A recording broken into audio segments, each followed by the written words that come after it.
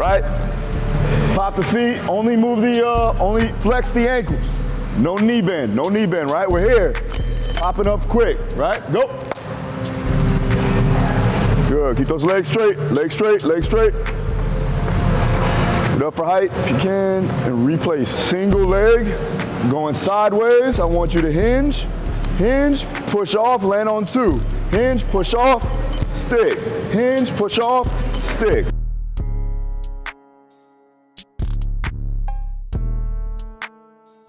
I see you, Trap. I see you, Trap. Hey, if boxing don't work out, we go to 100 meters.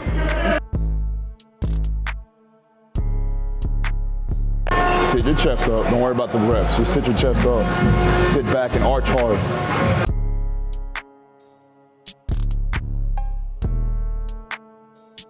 Does conjugate, we're just trying to change the bars up. One is because the Buffalo bar allows them to get a little bit wider. Again, if you have limited external rotation of the shoulder, it helps with still being able to maintain that brace and the positioning of the movement without totally torquing their shoulder. The SSB bar, same thing, or SSB yoke, same concept. They're putting their hands here. The main goal for this one is going to be increasing the strength of the posterior chain throughout the entire posterior chain. So we're working hamstrings, glutes, low back, and upper back. With the SSB bar, it's getting higher up on their upper back, so they're gonna have to use a little bit more upper back activation, where this one is gonna be more mid back to lower back, all right? So that's why, because when you're talking about strengths, we wanna make sure that their upper back is getting a little bit stronger, their mid back needs to get a little bit stronger. Right there, right there. Now come on. Don't let the butt drop from there. Kick the butt back to the wall. Yep. Right there, now drive. Come on. In your back, bro. Brace. Brace the trunk. Let's go. Come on. Up. Control it. Come on up.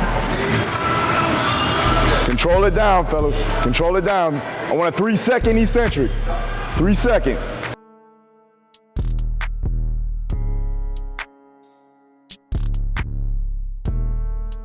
There you go. Nice. So if you want to learn more about this stuff, you can check out my mentorship course where I go over all the techniques, all the protocols, all of the methods that we're using here. It's inside the mentorship. So if you want to check it out, it's a link in the description. I'll see you there. Daru Strong. Daru Strong. No more. You know Formula 50? These young kids nowadays, dog, don't even know what Formula 50 is, man. 50, I'm sorry. Fucking young kids. What's your Instagram? Pac-Man22. Okay, I'm gonna have everybody go on there and clown him, because he's an intern.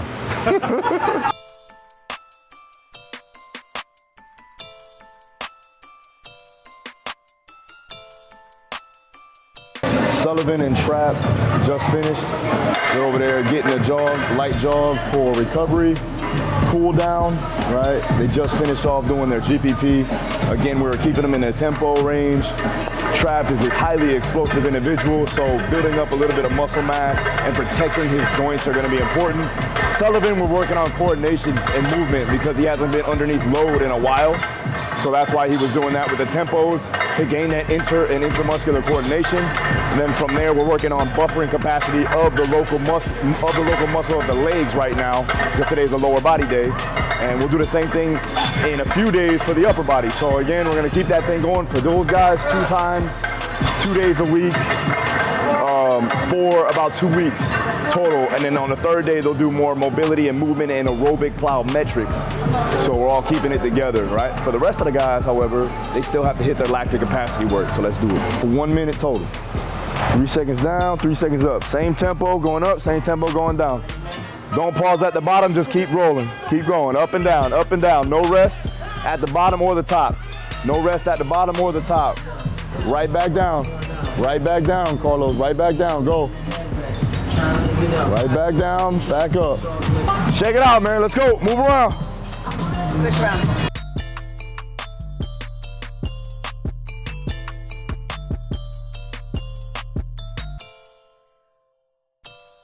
Drive, abs tight, good, back in. Good. So right now, Dez's back is pumped up, and a large amount has to do with his anterior pelvic tilt, right? So he has tight hip flexors, which causes him to be shortened here. And when he goes into extension, when he acts to go into extension of the hip, he actually goes into lumbar extension. So he uses a lot of lower erectors, QL muscles. So right now, just to alleviate the stress, I'm using basically a Miguel crunch or a sit-up or curl up, and all I'm doing right now is trying to activate the abs, right, and working on the antagonistic to open up that tight tissue right now from the low back. So now he's just activating his abs. He's gonna give me 5 here, and then he switch legs. So we got curl up, gonna drive. Every time he drives, he's gonna act like he's trying to push his back into the floor. Right? Then from there, I'm gonna take him over to the belt squat to get hip traction and to alleviate the stress off the low back, but also get some glute activation and open up his hip flexors. And then from there, he can do stretches like the couch stretch, then also open up his psoas using our clinicians here that we have to help with that. So this is what we call troubleshooting. Again, not every time when you write up a program is it gonna go the way it's planned, or things happen and you have to evolve, you have to adapt. This is called auto-regulation.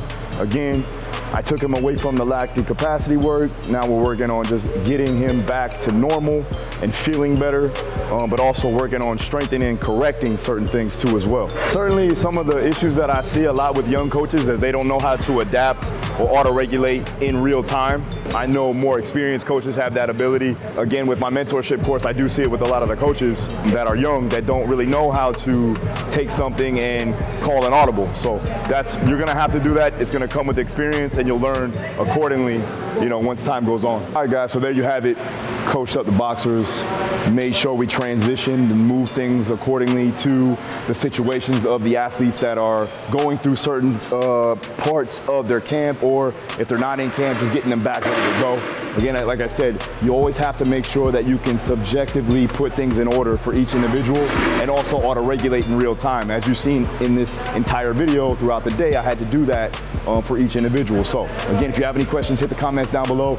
Again, make sure you check out my mentorship course in the description below if you want to hop on and find out all of my protocols, my methodologies of training, and you'll get access to me all the time through a WhatsApp message that we have with over 250 coaches worldwide. So check that shit out. Also, make sure you hit the like button because I know you'll like this video, right? Make sure you hit the notification so you know when my videos come out. See you again next time. Peace.